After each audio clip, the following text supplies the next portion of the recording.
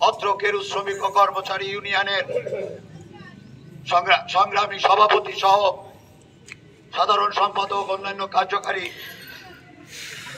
সদস্য এবং সাবেক সভাপতি, মূলত আজকে যাদের কাছে আমাদের এই আবেদন নিবেদন, এই অন্যায়ের, তারা আমার সামনে সেটা সঠিকভাবে তুলে ধরবেন। প্রিয় ভাইরা আমার,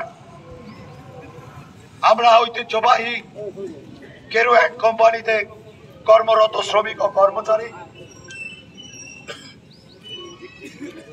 Bangladesh sugar and food industries কর্পোরেশনের আওতাধীন একটি প্রতিষ্ঠান।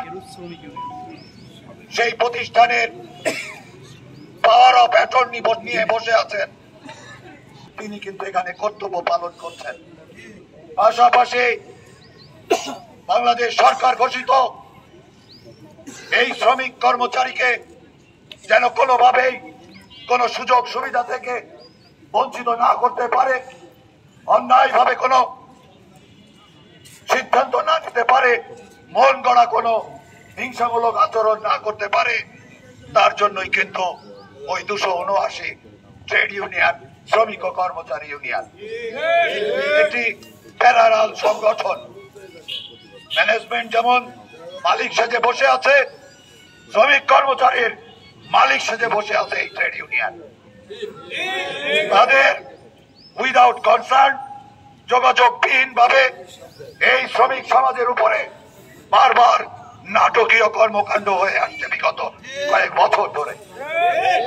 তারই উদাহরণ হিসাবে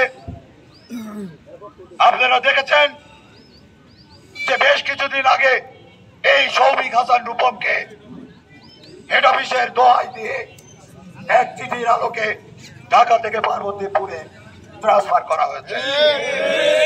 পরবর্তীতে আবারও যখন নির্বাচন ঘনিয়ে আসছে, ঠিক সেই মুহূর্তে নাটকীয় ভাবে তার প্রচারণা চলা সত্ত্বেও ব্যানার, সাইনবোর্ড, প্রচারে যখন নির্বাচন মুখর এই শ্রমিক সমাজ সামনের ট্রেড ইউনিয়ন গঠনের জন্য, শ্রমিকের নিশ্চয়তা বিধানের জন্য যখন সবাই ঐক্যবদ্ধ, ঠিক তেমনি ভাবে তেমনি সময়ে অহেতুক অপ্রত্যাশিত ভাবে তাকে এই প্রতিষ্ঠান থেকে বদলি করে সুগার মিলে, বন্ধ মিলে তাকে ট্রান্সফার করা হয়েছে। শুধু প্রতিবাদ নয়, আমরা ঘৃণা জানাই।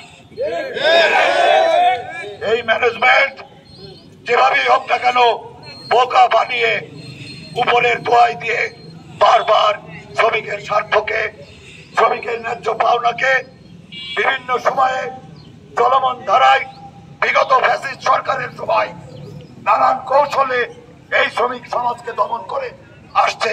তার ধারাবাহিকতা আজও তাদের পেটের দ্বারা এটা ঘটিয়ে চলেছে।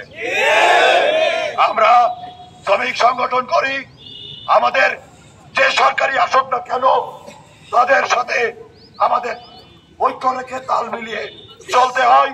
এর অর্থ এই নয় যে আমরা জাতীয় গণ রাজনীতিতে আক্রোশের শিকার হব। এই বিষয়টি যেমন